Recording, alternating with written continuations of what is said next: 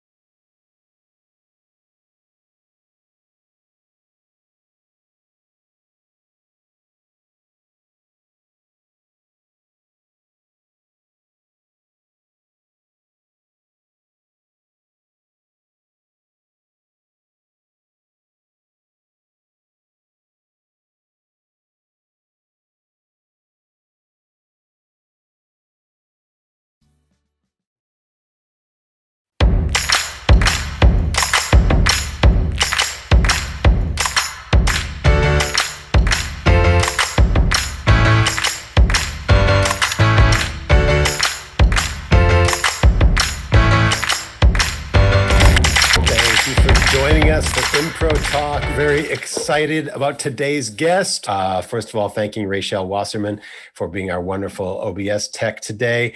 And without further ado, please welcome our very special guest, Joe McGinley, to Impro Talk to talk about all things McGinley-esque. Thank you, Joe, for being here. Thank you for having me. Did you manage to keep track of all the different announcements that we had? I was overwhelmed with the awesomeness of it, but I've got it in here. So many announcements and stuff. First things first, I've been trying to ask guests during the pandemic, how are you doing? How are you holding up? How is it going? Such a fair question. It's the first, it feels like it's been going on 10, 20 years. And we moved all of our work online, as you well know. What I do most of the time is I'm a speaking coach. So I'm on Zoom for like 8 hours a day, working with Danny Slomoff at the Slomoff Group and great companies and coaching people on their speaking. It's exhausting. I look forward to the in-person part. Yeah, that will be. And then teaching improv online has been actually really energizing, except for the Zoom exhaustion. But I mean, when we're all laughing together and we're all over the world, but connecting on Zoom, I found it to be really a positive experience. Really, it's community building. It feels like we're bonding, with people in South America and Tokyo and Europe and Australia and everywhere else. And it just sort of, it's like a kindred spirits bonding over our shared predicament. Yes, we're all in this at the same time. It's not just an American problem, it's worldwide, and that is super connecting. So that's been a positive, I have to say. That part feels good. Anxiety. So, not the what? Sorry. Not that there hasn't been anxiety. I'm an over functioner when I'm, I don't know if you know the Brene Brown term of over and under functioning. That originally comes from Harriet Lerner, but I found when I'm anxious, I over function, which has its positive traits, and then it's too much. So Yeah, I tend to cycle between over and under functioning as well, under stress and anxiety, and I've had no small amount of my own stresses the Yeah. last couple of years. Yeah. So yeah, I do know those. It's sort of like a sine wave for me of uh, and then it's not all the anxiety slash stress and functionality is not always in sync. Mhm. But so sometimes I'm very stressed and very productive, other times very stressed and not productive, and vice versa, et cetera. Um, It's yeah. that concept has really helped me understand when it comes to improv that the person who's under functioning, won't get on the stage or is second guessing themselves. It's just a response to anxiety. And that person that just keeps entering scenes or won't stop talking, that's also a response to anxiety. So that helped me have more compassion, especially for the over functioners in when it comes to improv, of like, oh, they're not judging my call, or they're not, they're feeling anxious and responsible. And this is what they're doing. Yeah, it's interesting how that works in a classroom setting. That framing works in a classroom setting as well as a fellow performer. Mhm. We tend, I think, if you're like me, I think we tend to be maybe more forgiving, or it's hard to come up with a word that doesn't sound undiplomatic, but we tend to be, I think, more forgiving of an under-functioning, a shy or like a wallflower type person. I think we maybe tend to rush to judgment about a person who's over-functioning. Yeah, especially, I know I've thought, I've taken it as a judgment of like, well, I guess my scene wasn't funny enough. So there they came, barging Yeah. in, or they won't stop talking because they don't trust me. So those were my interpretations of that over functioning behavior. So, yeah, And and I think in the old days of improv, maybe some people did, but I know I didn't analyze motivations um, or causality. I simply said, like, well, that person tends to really drive scenes, so I'm going to kind of discourage them from driving scenes, or that person tends to be slow on the uptake to find their way into a scene, so I'm going to try to encourage them instead of taking it one step deeper and using work like Harriet Lerner and Brene Brown and Patsy Rotenberg, and Mhm. saying, oh, well, let's look at what's causing you to not do that, or Yeah, finding out about my friend Misha told me about Patsy Rodenberg's work back in 2005 about the second circle, and it made so much sense to me. Finally, I felt like step one before people learn improv, they need to learn their physiological responses to stress, pressure, and the unknown, and know what their habit pattern is, and then know what to do to adjust to get in the zone with themselves and other improvisers. I feel like the rules of improv are so logical that no one's really fighting you when you're sitting and they're relaxed and they're like, okay, sure, I'll say yes, I'll listen. Everyone's all right. And it's when they get up and start improvising that, they could pull back into what is first circle under functioning or third circle over functioning. And then scenes weren't working. And then you start to make up and like, oh, I was just in a scene, it worked. I don't know why, but I think it was about that other person. We just had a thing. So I'm going to try to control who I'm on stage with and avoid the other people that I feel I don't do good work with. So the work is profound and deep, the improv work that we're doing and discovering, because you meet yourself, and the good, bad, and the ugly, whatever it just is what it is. And to face yourself, face reality and be in it, and see opportunity rather than try to control it or avoid it. I think that's the ideal. And I don't live this way. I'd like to, but I aspire to that. Just being in reality. Boy, has this pandemic been a reality. Yeah. Be in it. I think for people who have experienced big life events. Mhm. I should say people who have theater experience, acting experience, improv experience, and have also experienced big life events where they were asked by the universe, so to speak, to examine themselves and examine a moment. I think that creates a pretty huge opportunity for us as people functioning in the world, but also as improvisers, to let go of control and instead our find what attributes we bring to the table for our on behalf of ourselves and on behalf of whoever we're working with, and also examine places where we aren't operating Yeah. well, or we aren't, I guess, functioning well is a good word for it.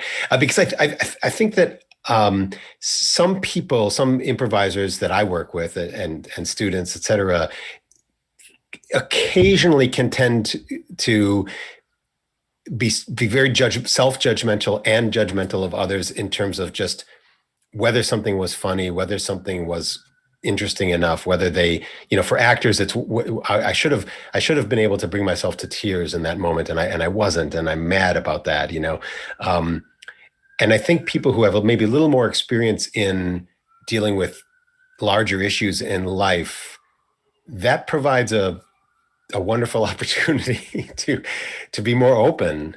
Ideally, I mean, yeah, I think the lessons are right there. And I think a lot of people choose not to learn them. I think, Yeah, because yeah. it disrupts your self view, etc. But when you're in it and open to the lessons, and if you can have a little distance from the critical mind, just know that the voice in your head's just making stuff up. You're making stuff up all the time. You're interpreting events and believing it to be true. And when you start challenging that voice, the critic, whatever it is that's giving you information, and just knowing, oh, that's just my interpretation, it makes you more curious and less certain that you are right and they certainly did that and all that stuff that now I look back and I'm like, oh, it's so exhausting. Oh man, it takes so much energy. I've realized something. When I was in college, I went to a friend's house, or a friend of a friend. I think it was like maybe a study group or something, and there was a handwritten list of life rules on the refrigerator, and I remember that it was done with like very colorful markers and little icons and stars and clovers and all this sort of thing to kind of set apart the different rules. And one of the things that stuck with me, and this is, I mean, I'm a few years out of college.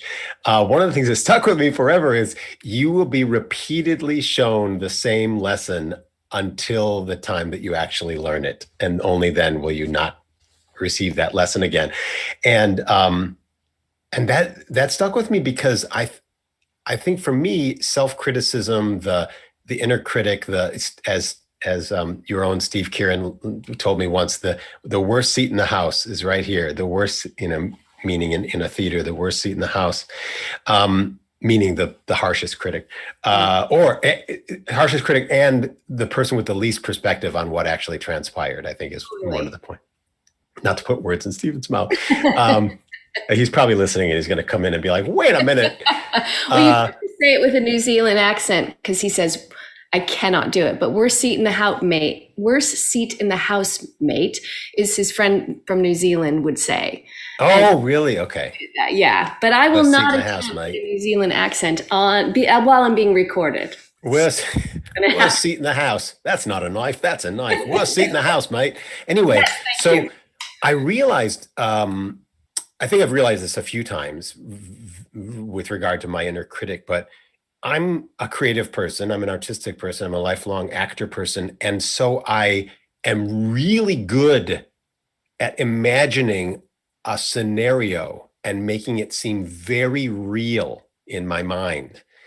And I can, if I'm convinced that someone is angry with me, if I'm convinced that someone is disappointed, if I'm convinced that somebody is going to feel as though I didn't pull my weight, etc., I am really good at having like a movie play in my brain of their voice and their face and what they're wearing and what they're eating for lunch while they get angry at me. All made up. And it's all invented. Yes. And the more creative a person you are, unfortunately, the better you're able to make this fake movie happen. And oh man, Unless you're like, oh, some language that's really helpful, even when you're about to talk to someone else, is to literally say like, hey, Mike, I make up that you're frustrated with me. And you literally just let people know, make your thinking really clear. I make up. And that's a great tool. And it reminds your brain too, of like, oh yeah, you're making this up. So I find that very helpful. And that is kind of in the world of, that is one of the topics that Brene Brown talks about as well, is that sort of like, tell your inner critic just to stop making things up, and then tell your partner or the person that you're dealing with, I invented this not real scenario. I can't remember exactly what her words are that I've heard not long ago about. Like you might know something feels off, but you can't know why until you talk to the person. So you can just know, you can trust your gut. Like something feels strange. I need to reach out, but you can't, where you need to stop yourself is, that felt weird because, and then you go down the fake movie that you're creating. Right. And when that happens for your clients, when they're making a presentation or they're in an important meeting, or in our cases, when you're directing improvisers or when you're teaching improvisers, when that happens in the moment, I mean, that is not good. Right. So you learn, just like Olympic athletes. So I was coaching Olympic athletes, Stephen and I were last year, and talk about people that need to, it's so much about the mindset, and that inner critic is just right there. And yet you don't have time for it, when you're about to fly down a mountain at 1,000,000 miles an hour. And so they're trained to seal off self-doubt. And that's part of athletic training. And why we don't spend more time teaching improvisers and actors how to do that. I mean, sometimes we do, but not consistently enough. Feels much more like amorphous. But when you look at the world's best at any skill, they have a concentration and a focus, and they know the coordination system around their sport or whatever it is, that so they can deliver at the highest level when they want to. And that, with improvisers, I feel like it's more like, you'll get your 5,000 hours in. And I say early in the training, give them the skills that they would get in sports training around this is an awkward drill, but you're learning the coordination system for improv. So when you get on your feet in this scene, it'll be more at your fingertips. And like, this is awkward because it's practice. It's rehearsal. Yeah. I find myself, I love that phrase, sealing off self-doubt and understanding the coordination system of improv or acting. I think I've approached that by simply saying, you're not here to perform for anybody. You're not here to impress anybody. You're not being, judged. We're all in this boat together, that sort of thing. But I think maybe more helpful for some people. You need to give, because mind is very active. So, that's why with meditation, you start with the body first, because there's not, a good meditation teacher won't say, don't think, because mind's job is thinking.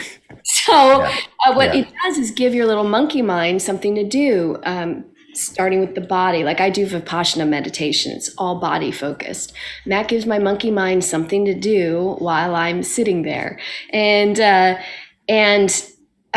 with improvisers or acting, man, if I am self-focused and I want to do well, any stakes in the game, then that silos me and keeps me from that connection. But if the most important thing, and that we say this, but do we really believe it, is my partner, what my partner just said and did, my job is to make you look good, the keys to the kingdom are in there. Yeah. And then a side product will be, you'll look good as you make someone else look good. People are like, okay, this is the secret thing. Same with when I'm teaching people, speaking coaching. If they are focused as the speaker on themselves, people will tune out. But if I want to have an impact on my listener's mind, and everything you do is for the listener and how their brain processes information, then it's fun because it's not like me, all the arrows pointing at me. So yeah, it is one of the hardest things to convince, in my case, to convince improvisers that you just lose the vanity or the self-judgment or the idea that people are judging your ideas and you as a generating idea machine, and instead make a connection to the mind and the heart of the person that you're on stage with. It is a very difficult thing to convey, and it just takes repeated exposure. We repeated exposure, and also learn it early in the training.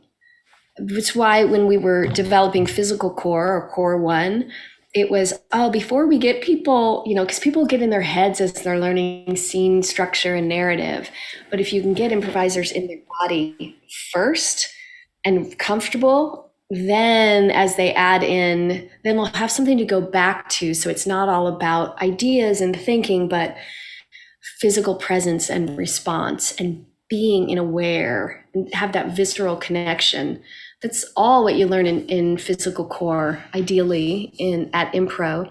And the other thing I was going to say about that is the reason why is I'd start to talk a little bit about meditation, but the reason why we start with the body and physical core, and that's why meditation is about the breath and body, is because the body can only be in the present moment.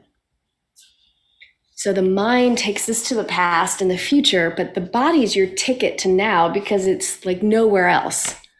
Unless you're in a sci-fi or at a time that literally is in the present moment. So whenever you're finding your brain going off, it's like, because starting with the breath and to this moment. Sitting right here with Mike. Now I'm here. I'm not ahead of us or behind us.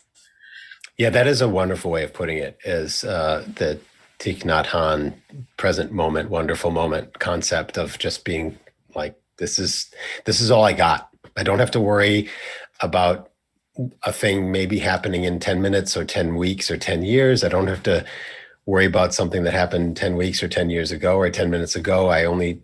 This is where I live. And talking to improvisers or coaching clients about that is early and often to get people to kind of understand that that's really all that needs to matter. There's something when I first started working on improvising Twilight Zone, it took me a while to understand, and I have a new term just since COVID lockdown that I'm trying to look more in to, but there's what is the Kisho Tenketsu, I believe. And there's a way to teach improvisers how to surf the current moment in a real visceral way and to tap into something that of their knowingness with the other improviser as well as the audience. And when we're all in that space together, it's the story. It's like literally story. You just feel like you've plucked something out of the air, and that's a story. And I know improvising Twilight Zone with you so many times, we were on stage as people and aware, we had wants, and then the thing shows up. We didn't make it happen with our minds. Like, it's not like, Joe pulling an idea of her head. It would come from, ideally, in the best case scenario, from us. And it would just feel right. And it wasn't where you thought, but you weren't thrown by it. It would just be like, oh, there it is. I love that. That's my favorite. It is the most fun I ever have had improvising, is being in that moment with Twilight Zone Unscripted, and then eventually what became known as the Portal, because of the concept, named because of that concept. Yes. Of just seeing the story, the path. It's sort of like people describe the path will open up for you. It's, imagine walking in the woods in darkness, and then suddenly you just see this glowing kind of like snaky, curvy path that you need to take because of the moonlight or whatever it is. But being on stage with improvisers in a room with audience members, and just the human consciousness and energy in the room, and the way the people on stage are reacting to each other, and the way the actors who are off stage are perceiving and reacting, the way the lighting technician and the sound people and the audience members, everybody is contributing to, with their breath, with their emotional utterances, with their postures, everything is contributing to where the story will emerge and appear. And it is the most exciting improv and storytelling, frankly, for me, is just truly convincing oneself to relax and be present and trust. Mm-hmm. And actively, I think some students have misunderstood that we meant, when I was trying to teach this to newer improvisers, you'd go out on stage and sort of float and wait for something. It's like, no, you're people in a let's say diner, for example, that the audience gave you, and you're just in it. You're in it, trusting it'll show up. Because sometimes it would show up real late, final moment or real close to the end. And that trust, that was the hardest thing, because we have some really smart thinkers, and trying to get them to feel their way through a story rather than think their way through. I mean, some people I've worked with have never been able to do it. I think they're just like, yeah, that's not a thing I've gotten a lot of. I've got a lot for this brain of mine. So this stage, I'm like, yes, as a fallback, you have your brain, and we'll be so happy for you to use it. So set that aside for a moment, and can we play together and find it? I want to. Yeah. Go ahead. Go. No, you go. I want to clarify that Joe said people in a where, WHERE, because it could have sounded like people in aware, AWARE. So people in a place. So for Twilight Zone, which we're using, and the Portal, which we're using as an example of, for the moment, of being present and allowing the story to emerge. For example, the audience might say, you're in a beauty shop or something like that. And there was a show last year, or now it's probably been more than a year because of the pandemic. But there were three women in a beauty shop, and they were just talking, and it was clear that someone was getting their hair done, and they were in a beauty shop. And the story just emerged that there was like some sort of witchcraft happening, and I was in that episode. Do you want me to help you out here? You were, yeah. But keep going. Do you want me to fill in the details, or do you want to keep? No, I think the point is just that the story that the episode became about was discovered so organically and went so crazily away from just your typical beauty shop experience, and it just unfolded so logically. I have to tell you about it, though. I have to tell you, because this is such a visceral one for me. Because I was in that with Edie Patterson and Kirsten Farrell. Mm-hmm. And it did start. I think I was doing hair. I remember I was standing up. Yeah, we're doing Edie's hair. And somehow something got said. I don't know. I don't remember. I have to watch it. This was a Portal episode, right? of where it was like Edie and Kirsten were vampires. And they were going to bite me. And so I, was evading them through the beauty shop, etc. And it just escalated to the point as an improviser, I was aware of like, do I let them bite me? That would be weird. Why would I let them? Are they going to grab me? All these thoughts as I'm moving around the beauty salon. But what had been endowed in front of me was a mirror. And as I was looking at myself in the mirror, it felt, because of what they were saying, and they were so committed. If you can watch this episode, I highly commit it because they are amazing vampires. But it was psychic vampires, like in my head, these such negative thoughts that I had to just stay in myself and just resist these negative things that were going to tear me, not go to the dark side, basically. And then they did a great job of really shrinking. I loved the film footage of it because it looked like they were melting like the witch on The Wizard of Oz. Yeah. I want to say, though, it was really scary being in it because as an improviser, I had to say no, like a million times. And sometimes a no is a yes. And I really liked where it ended up. But I got feedback from a student in the audience of, that episode made me so uncomfortable because you just kept saying no. So it made me doubt. I was like, oh no, I'm a terrible improviser. Now it's on film. But in the moment, it just felt right that I would resist. One, if someone's coming to my house and they're going to bite my neck, I will be running around my house trying to get.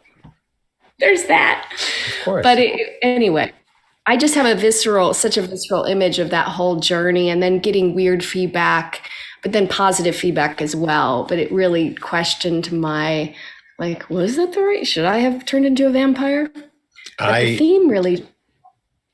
I am an advocate for how wonderful that particular episode was. All three of you really brought the heat, and I just love it as an example of the character resisting what another character in the story is trying to do, because that's what the character should do. And the fact that, no offense to the student who brought that to your attention, but I would ask them to go a little deeper in understanding how stories are told and the function of characters and opposition and antagonists and protagonists, and realize that the best gift, to use old improv language, the best gift you can give sometimes to your fellow improviser is to resist what appears to be their objective and work against their character's objective in order to give them more fuel to take their character arc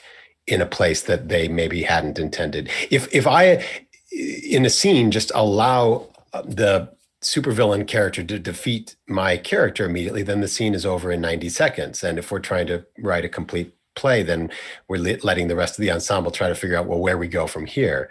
But if I resist, then we could have a whole movie on our hands, with those characters in opposition, right?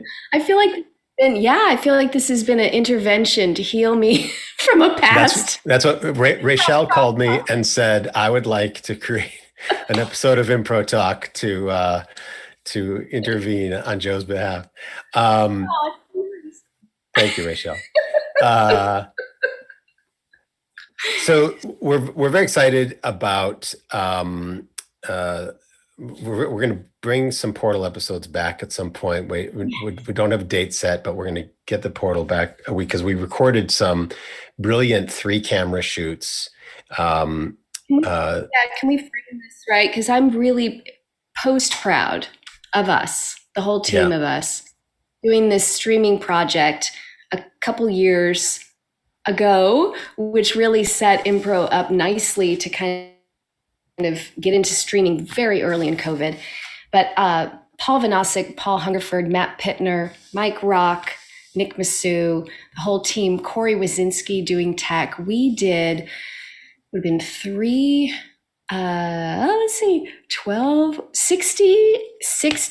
improvised 20-minute portal episodes, so in the style of the original Twilight Zone series, and in black and white, like Mike said, with a 3-camera shoot, live audience.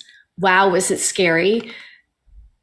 First, we were learning how to act for camera and be making it up and this and that. It was also a great combo of some main company members and then several performance lab members kind of merging to a new ensemble. Very intense, and we did it, and I'm really proud of it. And it's like in a dusty archive somewhere. But well, yeah. Not maybe dusty, but there's somewhere. And I'm like, I have people ask, I'm like, there's somewhere. I don't know. But I'm proud of us, and I would love the world to see them, warts and all, you know? So at the beginning of COVID, I gently re-edited a few, about a dozen.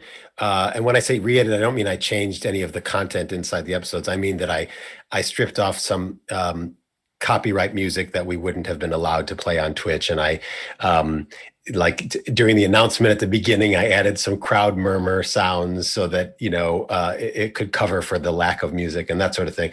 But so we have episodes that are sort of ready to play again, to ready to bring back. And we also have episodes that are in a dusty vault, because we have hard drives with episodes that have never been seen since they originally Twitch streamed. And we probably have some micro SD cards in some of our cameras that have episodes on them. So we kind of need to put on gas masks and go back to our physical theater space and see what still might exist. Because I don't know, for people who are watching this on Twitch, if you are a frequent Twitch user, you might know that Twitch prunes any individual user's video feed after a few weeks. And so we lost our online versions of a few of the shows because they hadn't been archived, but we are hoping that, fingers crossed, that we still have some portal episodes preserved. So that is something to look forward to. But like, we had live music and sound from Alex Kahn and Arlo Sanders and live audience members. And it really was. What's that? You just made me funny. Live audience members as opposed to cadavers. No, as opposed to just doing it in an empty room, which is still a thing that could be done. Yes. But the exciting thing was we had spent months leading up to that trying to figure out whether it was even going to work. Like, what, are we even going to is anyone going to watch live stream theater? And had any of us had a crystal ball and known how much live stream theater was going to be happening as of March of 2020, we would have all said, let's go. Which is what we did. Yes. We said, let's go. But it was a year and a half before everybody else in a lot of ways. Yeah. And Joe McGinley was the fearless leader at the helm of it all. That's you. Oh, yes. And I just remembered Ian Carroll, I think, was there every time. Middle camera. Ian Carroll was. Also, some things I didn't understand he was doing with the live edit. Right. So Ian was managing the feed from the cameras to the product is a Sling Studio. It's a brand name. But he was also moderating, chat moderating sometimes, and we had some other folks chat moderating, and Ian was also mixing sound sometimes. Yes, so, and Paul Vanassi wore a lot of hats. Originally, I was going to start and just be the live editor and not be on stage. And then we kept not opening, basically. So we kept losing cast members. So suddenly I was in like the first show when I had been behind the camera for so much rehearsal. So that was also slightly terrifying. And of course, universe just said, okay, this is happening. It's not what I planned. But that I found greeting the audience was the scariest part of the show. Greeting the camera, the Twitch audience, and the live audience at the same time. When I made it through that, I was like, oh, I can do anything. I don't know why that was so terrifying. Well, those still exist in the It's a little different if you've Okay. seen it's from Oh, from what you actually experienced to what because of the music overlay. yes. It's Okay, slightly that's different. good then, because I would So in still get heart palpitations going. Oh, because I misspoke. Oh man, you just see Joe, pure nerves. um yeah. Well, hopefully in the slightly manicured versions, it's not quite as scary looking. Yeah. Um, but we have so many things, and we're running short on time. So the portal, look forward to that, y'all. Do you consider yourself a animal rescue person or a person who animals just sort of find and say like, hey, help me out? I think, well, there was a decade of my life where I was that person that I would just had some energy out in the world where animals in need found me or found us. And it started when we lived in Los Feliz and lived a few doors down from some hoarders that were not treating their animals well. And after trying to extricate the animals and help, and oh my gosh, this is a whole moth story that I'm working on, by the way. Oh, cool. There was a day where it was just this, it's game time. It is now, they've abandoned the animals. There's 6 Dobermans. There are who knows how many cats in a house, and they haven't been fed for a few days. So I'm going in. And um, I had a key because they were older people and they'd given me a key, but there was so much garbage in front of the door that it wouldn't open. So I had to go around the back and through a window and basically go headfirst through a small window into the mouths of 6 Dobermans who had been left for starving. And I knew their names. So and I thought, I'll just smile and say their names while they were just like manic, frothy mouths, clawing, just desperate. So then I ended up in a kitchen of sorts with just, I mean, I don't want to say, but just standing in just a real mess and had to dig by the door to like, so I could open it so they could go in the backyard. And they were clawing me and scratching, not to hurt me, but they were just like really manic. So I then had them in the backyard and I'm like, I've got to go get food. Like I just suddenly was in charge of all these animals. And I went back to our apartment and I was just completely covered, let's just say it, in poop. And I took my shoes off and then I was walking through our living room past the TV that was on. And Will and Kate were announcing their engagement. And it was Okay. in that moment I realized, oh, my life is so different than hers. That Yeah. was for some Well, reason a moment yeah. where Just that's one example of the difference between your life and the I Royals. never thought about it till that moment. I'm like, as I'm creeping by, hunched over, completely covered in feces. But and that just started the journey. That was, I guess, what, 2010 or something. So we still have some of those animals. But so that I suddenly had 12 animals I was helping. Holy cow. Did the Dobermans come and live with you and Steven at your apartment? No, they luckily there was Doberman rescues, two or three different ones that took them, and then the cats. I found homes for some of them, and then some we kept because they kept getting sent back to us because they were well behaved. So we ended up with several animals. Our dog I found on the street. Hmm. Cat we have was found in a wall by Jen Ryder. So uh, yeah. Wow. Well, you are angels for doing that and for rescuing them.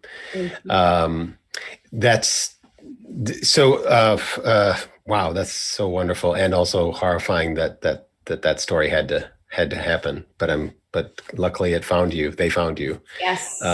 And you found them. Um, so at the moment, right now, present day 2021, you are back to your roots at Bay Area Theater Sports, and also doing stuff at Impro. Are you head of school? What's your gig at the Bay Area Yeah. Theater Sports right now? So at BATS, I'm temporary head of school right now, and I've been in the role since July. helping them with my friend Dave Dennison recommended me to them, and I was like, oh, I love bats, and here we are, we can work anywhere. So I've really enjoyed kind of restructuring the school, creating a curriculum that made sense to me, incredible teachers and such a positive community. So I'm doing that, and that's temporary though. And then with Impro, I'm teaching again. I took a brief break, but when I do teach at Impro, it's usually physical core. And then I might do some genre stuff like Dorothy Parker or Twilight Zone, with some of the fun genres. And still with the main company. I haven't performed this year though, but I hope to do that soon. And hopefully, I did my first show last week, actually. Oh, what one was it? I did Jane Austen. Oh, okay. I had extenuating circumstances this year that you might have had a thing or two. Made it easier for me to do this show and to work behind the scenes producing things and less improv. But it was a fun show. It felt good to do a little improv. Yeah. It's good. We need everyone just to, we do need producers. We need people willing to do tech. There are times where I'm like, oh, I just want to help shape something. And there's times I want to be on stage. It's really fun. Was your first experience as an improviser versus you did some acting at college, right? No, I wanted to be an interior designer in college. Okay. And then right after college, I met a magician and we were dating, and I got thrown into performance and loved it. So I was up in San Francisco at the time and took dance and acting classes, and then was doing a ton of commercials. The 90s were an amazing time in the commercial industry. And I had an acting teacher that said, you should take just one class at BATS, just an improv class, just so you can get that, tool in your tool belt. So when something happens on stage or in front of camera, you can just go with it. And that was 30 years ago. So it took me a year. It took me a long time to sign up because I thought improv was more, I was thinking stand up or you just got to be funny. And my first few teachers, Carol Hazenfield, Diane Rachel, they were just so good and they focused on scene work. And when I was improvising a scene, I was like, oh, I love this. This makes sense to me. I don't ever want to stop doing this. If it had just been games or something, I would have thought, oh, that's fun. But I don't think I would have been engaged for this long. Yeah, I myself, I stayed in improv because it was a show that never had to close. But yes, the idea of going deeper, being emotional, creating, doing storytelling by creating characters that are grounded and have emotions and have relationships, as opposed to chasing jokes and chasing gimmicks and routines and that sort of thing. It's just so much more compelling for most of us, many of us, and has a I don't know, it has a kind of a open-ended future because there's just so many stories that can be told and discovered, as opposed to gags and jokes and that sort of thing. Not that there's anything wrong with them, but they just. No, I respect that. It's not my interest. I'm so glad there's other styles of improv. There's something for everyone. Do you think if you're shaken awake at 4 o'clock in the morning by a dog or a cat, do you think that your makeup is more influenced by Chicago? You were born in Chicago, Colorado, where you have lived, San Francisco, or Los Angeles? What do you think? Like if someone said like, where are you from? What? Well, first of all, how terrible that someone's shaking me awake. I don't know. You may not lock your doors. I don't know. I love this question. San Francisco was the first time that I felt I had a home, and I knew what home was. I was born in Chicago. We moved there away when I was 4, and age 4 to 20 in Colorado. But I told my mom when I was 4, she asked me why I was sad. And I said, because I'm supposed to be in California. Wow. Yeah. Holy smokes. Didn't know anyone. It just was in my head. So then when I was 20, I'm like, I worked my butt off in, high school to save enough money because I was paying for it all myself, and I was getting myself to college in California, and I knew I would live there.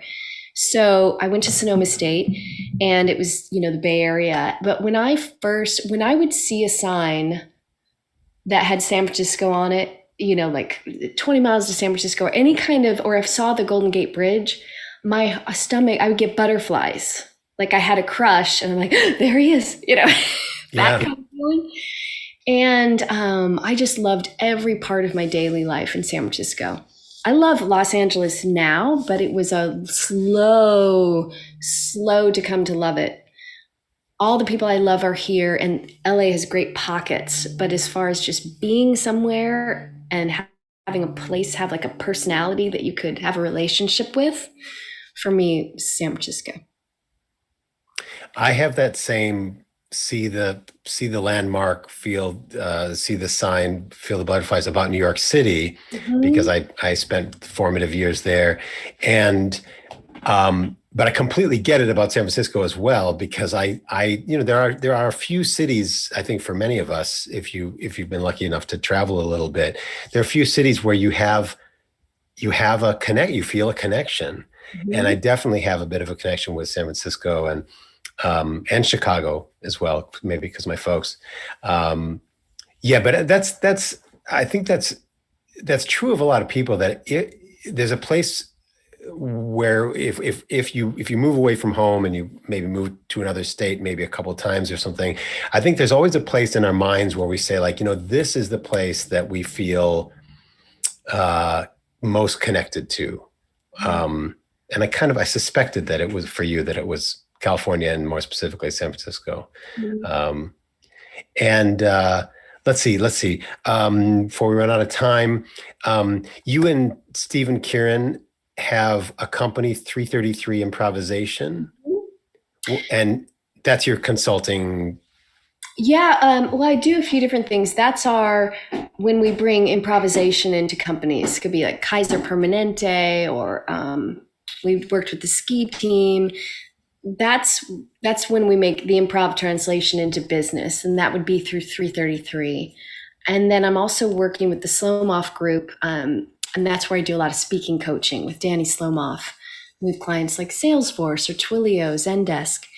And so those are and then we work with a company called Wolf Creek Partners, and we bring improvisation training into their curriculum as they do leadership training. So Fantastic. Those are kind of the three that keep me the most busy. Yeah.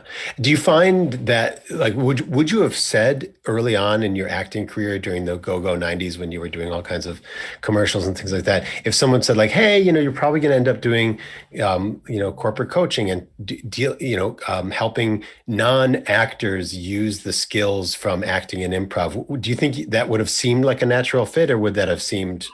Because I did it right away. I was working at the San Francisco Bay Club in 92, 93.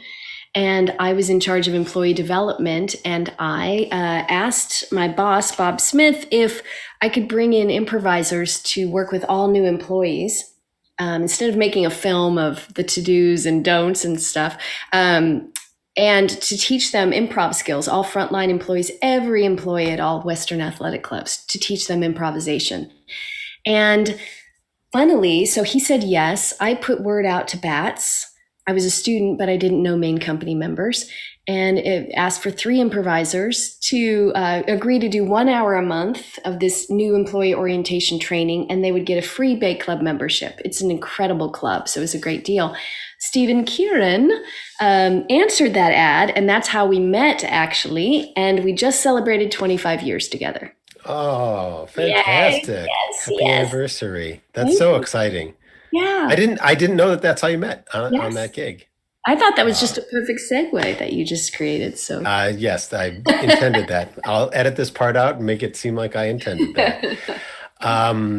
What advice, what encouragement, what thoughts do you think that, I think probably for Impro Talk, a lot of improvisers, a lot of actors are typically our audience.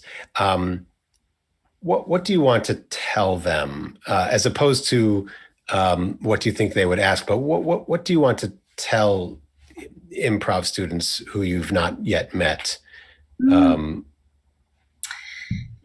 think what I would tell them is a lot of what we covered early on in the interview around understanding that understanding you have a choice around your response to anything, and understanding your habitual pattern to the unknown, and really making friends with that part of yourself and having that awareness, so that when you're in the moment in a scene, you have more control over your response, meaning you're not taking things personally, you're not pushing, you're not pulling back, but just to enjoy that being in reality with another human being, breathing, listening, and responding. Because to me, that's the sweet spot.